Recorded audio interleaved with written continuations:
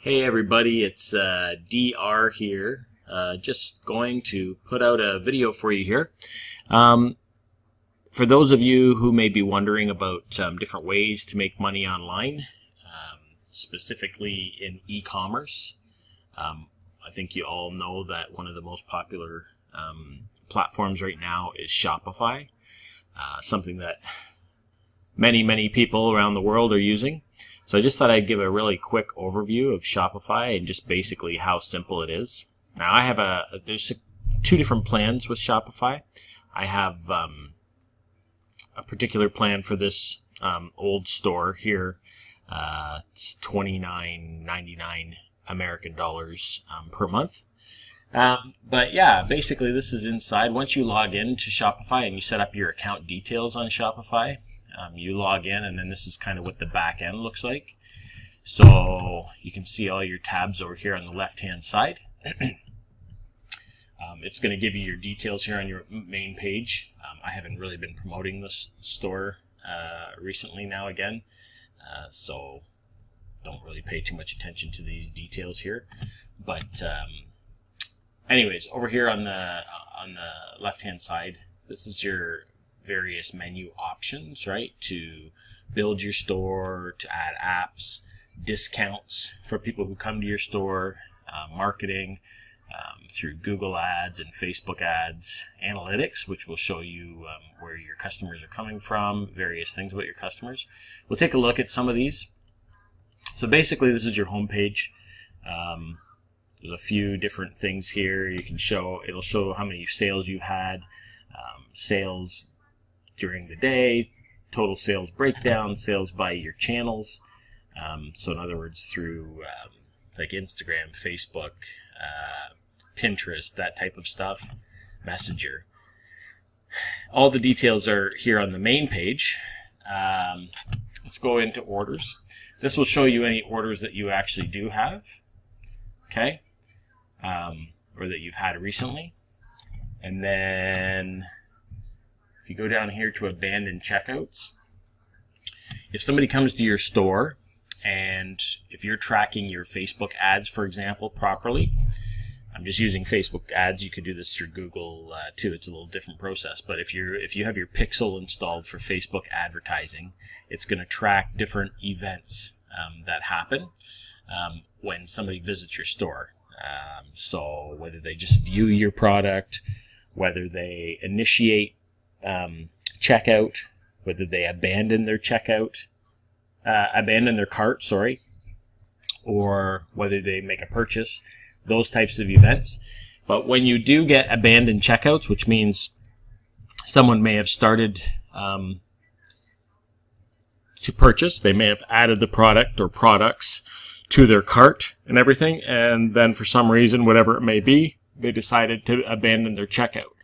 So in those particular cases, you really hope that they have their email submitted, because if they have their email submitted, then Shopify, if you set it up correctly, you can have it send out an email to them after so many hours to remind them to go and complete their purchase.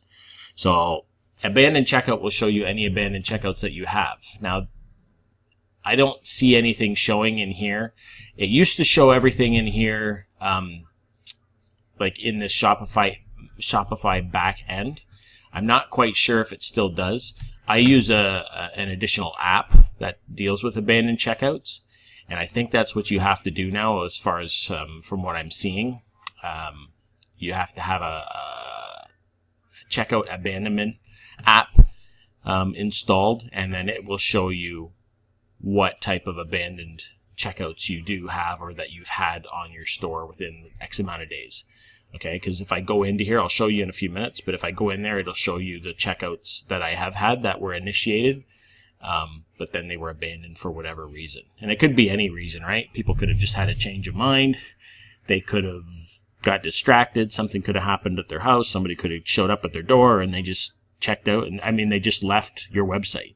So when you send them an email, which Shopify can do for you automatically, it'll just remind them and say, hey, you forgot to purchase your product. Come back to the store and complete the purchase, right? So it's always good to get their email for any anytime that they come to your website if you can. Products. We'll show you a listing of the products that are available on your website. There's various products here. Inventory, there's things like inventory and whatnot. If you have your website set up through an app called Oberlo, it will provide you with totals on the amount of stock that's available from that vendor, and it will keep track of that, and every time somebody makes a purchase, it will fulfill that order for you. Okay, so that app is called Oberlo. So it really prevents you from having to do everything manually. There's various things in here like collections that you have set up on your website. So again, this website's kind of this has kind of been a project. I haven't really given it as much attention as I need to, but yeah, so there's collections here. So that's the way you organize your website. So you may have a section for women's gifts, men's gifts, outdoor gear, kids products, whatever. However you want to organize your store, you can set up collections and have various products under those collections.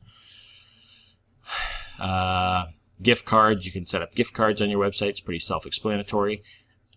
I'll just go in here quick for a sec. So if you want to sell gift cards, I don't have the plan that actually allows for that. You have to upgrade to the next level plan in order to allow people to buy gift cards. So in other words, they could buy a gift card, present it to a friend, a family member, whatever, and then they come to your website and they buy whatever they want.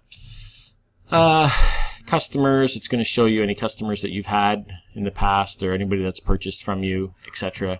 Analytics, so this type of stuff shows you where you've had sales come from, your conversion rate, average orders, total orders, etc. Right? So details where your customers are from, traffic sources where they've come from, social source, so did they come from Facebook, did they come from Pinterest, did they come from Instagram, wherever, if it'll track some of those details for you, your top landing pages, that type of stuff, based on whatever date you select up here, right? So you select a certain time frame, and it's going to show you those details based on that time period. Marketing just shows you basically how to create campaigns through Google and Facebook. So you can now create them and track through Shopify. If you want information on how to set up Google campaigns and Facebook ads, there's tons of videos on YouTube that will help you with that. And obviously there's courses too that will help you to learn how to set up Facebook advertising. I'm going to recommend some links in my description below this video. So be sure to check the links in my description. There are some good marketing courses there from some experts that really break it down and show you step by step how to set up Google campaigns or Facebook ads. The big one right now seems to be Facebook advertising, but I mean, there's many platforms to advertise on, right? So discounts, if you wanted to set up a discount on your store, you can offer people, 15% off their entire order. You would set that information up through here, or whatever discount you wanted to offer them if you wanted to really make it enticing for them to buy from you. Because on your Shopify store, there will be a little button down in one of the corners, either right corner, left corner, maybe in the top left or right, but it usually says discount, and if they click that, then it'll open up a window, and whatever discount you have set here in this section under discounts will show up in that box when they click that button, and it will it'll offer them that discount, right? So that it makes it more appealing for them to go and buy something because they're going to get a discount, right? Apps. This is where you would set up all your apps in here. Here's some of the more popular apps. I'm using this one right now, which is a review app for AliExpress products. Coupon box. There's the cart abandonment recovery. So if you click on that, this is going to show you the different carts that were abandoned on my store. So here's like different people that came to the website. They didn't put their email address in though, so I lose all these because they didn't put their email address in. If they would put their email address in, it would send out an email to them automatically. So that's not really an ideal situation, obviously, because there's 1, 2, 3, 4, 5 different potential customers here that I just lost out on, right? So you always want to try and get their email. So you got to make sure you got everything set up properly. Some of these plugins are free. Some of these apps are free. Some of them are, you have to pay a monthly fee or a small monthly fee. There are lots of apps, so I mean there are some that you can get for free and you don't have to pay for but you got to really look around. But some are worth paying the $2, $3, $4, $6 a month, because it just makes things easier on your store. If you want to go in and do things on your online store, then you would come in here and you would go under themes, right? It's showing you your theme, and then you would customize it. So you go up to the customize button up here, and then over here on the left, this is where you would build your store, right? So you could go in, you can change the colors, you can change the text, header, footer. You can create slideshows for the main page. You can just have a single image for the main page. Featured content, collections, product page, different things that you can set up through your website. Okay, that's how you would change it. How you would make those changes, how you would customize your website. This is a box that pops up when the visitor goes to leave your website because of one of the plugins that I'm using. It is good because when they go to leave your site, if they haven't put in their email, it pops up and then it gives them the opportunity to put their email address in here, right? And let me see what else.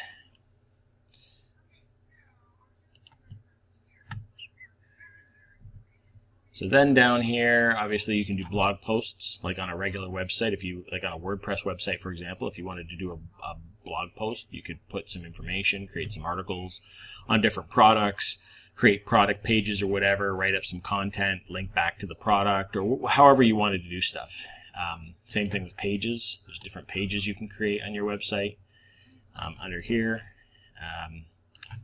navigation, so your windows, etc. So different menus, wherever you want the menus to appear.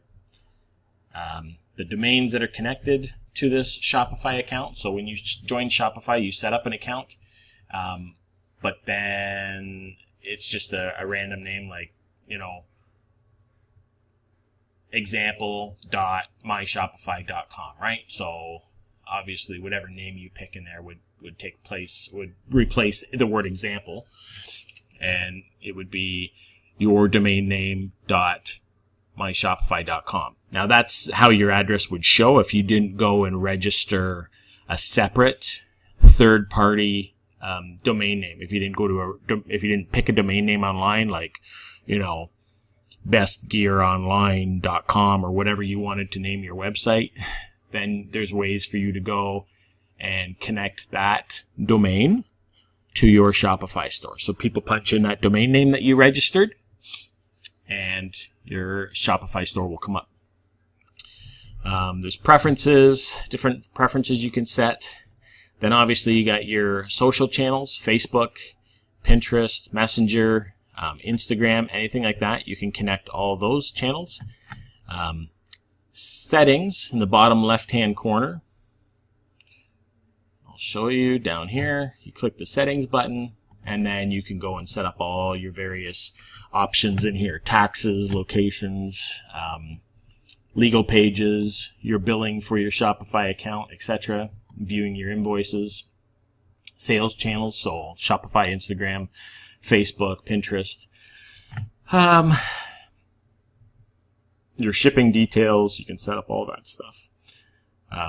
Personally, me on Shopify, I just set the everything to free shipping. I think it's just easier that way, but some people get really technical, and not that it's really technical, but I mean, they set up things differently, and they may charge one price for their products, but then they're charging a separate price for their shipping. So some people swear by that and they think it's a good thing. Other people don't. Other people think that it's not good to charge the customer twice, that you charge them once, make it appealing, and get them to put in their details and go through the checkout process. Sometimes people think that if you charge people twice, that it's going to turn your customers off. It's just a matter. It's one of those things you have to play around with. It's all preference. But yeah, that's a quick overview of Shopify. So hopefully that helped you out a little bit. I'm going to put out some other details that kind of deal with some of these things specifically, some simple things that not everybody thinks about. So yeah, if you're looking to make some money online, I mean, there's obviously various ways to make money online. Affiliate marketing, e-commerce, people that have Amazon sellers accounts now that are doing FBA, fulfillment by Amazon. There's different things that you can do. Influencer marketing through Instagram, that type of stuff. So look for some more videos in my channel. I'm going to do various simple videos and shorter videos just on quick little things related to Shopify, relating to different platforms like Woocommerce, on WordPress, comparing it to Shopify, various videos like that, just the other things, ways for people to make money online. And hopefully it'll give you some details and give you some information that will help you out or that you'll find useful. Okay, so if you haven't done Shopify, check it out. Check my description below for some links. I'm going to put some links in there for some different things that might be of use or be very beneficial to you. So be sure to check it out, and I will see you in the next videos. Thanks.